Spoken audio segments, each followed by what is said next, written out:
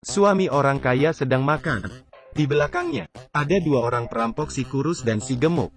Sedang berantam dengan lampu sensor. Berdiri, lampu menyala. Merangkak, lampu masih menyala. Tanpa basa-basi lagi.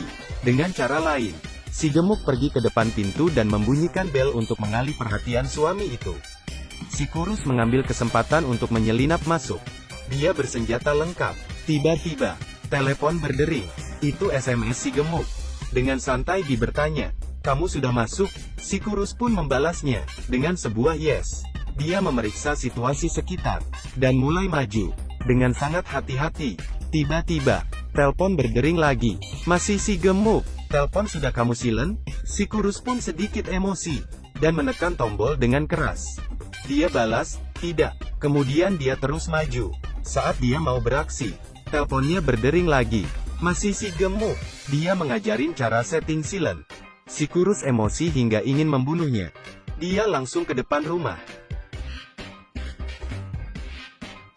Mereka kembali lagi ke dalam rumah.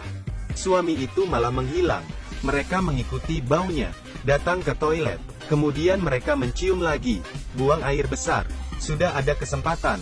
Sasaran mereka kali ini adalah lukisan mahal di dinding. Si kurus mengambilnya. Si gemuk menjaga pintu. Saat itu juga, datang seekor anjing, dan terus mengonggong si gemuk. Takut menarik perhatian orang, si gemuk mulai mendorong anjing itu. Dia mengambil roti di meja. Untuk menariknya keluar, si gemuk terus memanggil, tapi si anjing hanya diam melihat ke arahnya. Hasilnya, anjing kecilnya tidak bergerak, malah menarik perhatian anjing besar. Kali ini di dalam villa. Semakin ramai, si kurus pun harus turun tangan. Dia baru saja mengirim anjing besar keluar. Kemudian si gemuk juga turun tangan. Saat si kurus sedang mengambil lukisan.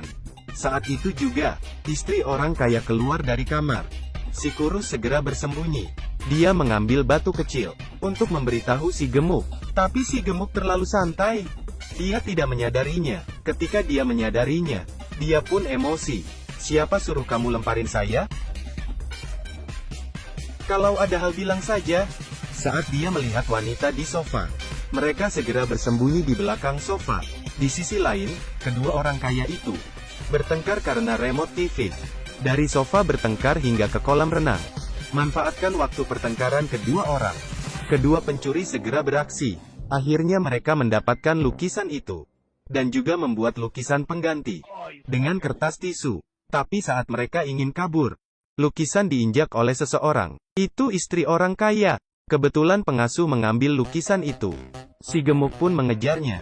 Tapi dia diketahui pengasuh itu. Pengasuh itu ingin lari. Kebetulan diketahui si kurus. Si kurus membius pengasuh itu. Dan menemukan lukisan itu. Tapi lukisan itu naik ke lantai 2.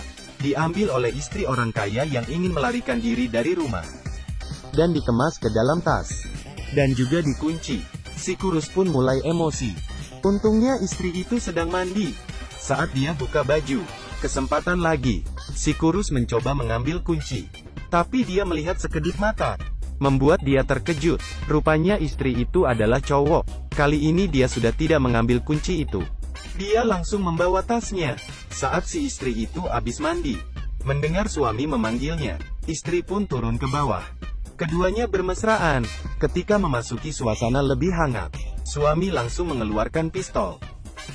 Kedua pencuri itu pun terkejut.